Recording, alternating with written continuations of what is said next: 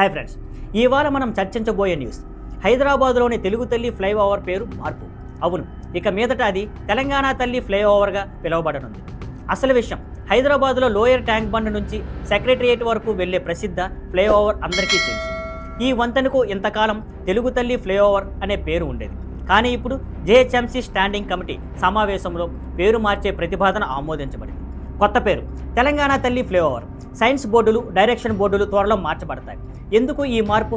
ప్రభుత్వం చెప్పింది ఏంటంటే, తెలుగు తల్లి అనేది ఆంధ్ర తెలంగాణ రెండింటి కలిపి ఒక గుర్తింపు. కానీ ఇప్పుడు ప్రత్యేకంగా తెలంగాణ గుర్తింపు, తెలంగాణ తల్లి ప్రతిబింబించేలా ఈ మార్పు చేశామన్నారు.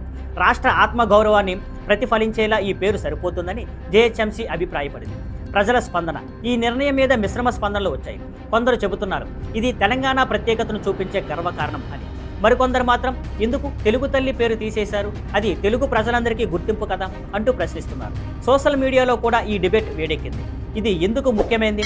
ప్రదేశాల పేర్లు, విగ్రహాల పేర్లు, ఫ్లైఓవర్ల పేర్లు ఇవి కేవలం బోర్డులు కాదు, ఇవి భావోద్వేగాలు, గుర్తింపు, సంస్కృతికి ప్రతీకలు. అందుకే తెలుగు తల్లి నుంచి తెలంగాణ తల్లికి మార్పు ఇప్పుడు పెద్ద చర్చగా మారింది. ఫ్రెండ్స్, ఇది కేవలం పేరు మార్చడం మాత్రమేనా, లేక తెలంగాణ ప్రత్యేకతను చూపించే సింబాలిక్ నిర్ణయంనా అన్నది మనలో ప్రతివారు ఆలోచించాల్సిన విషయం.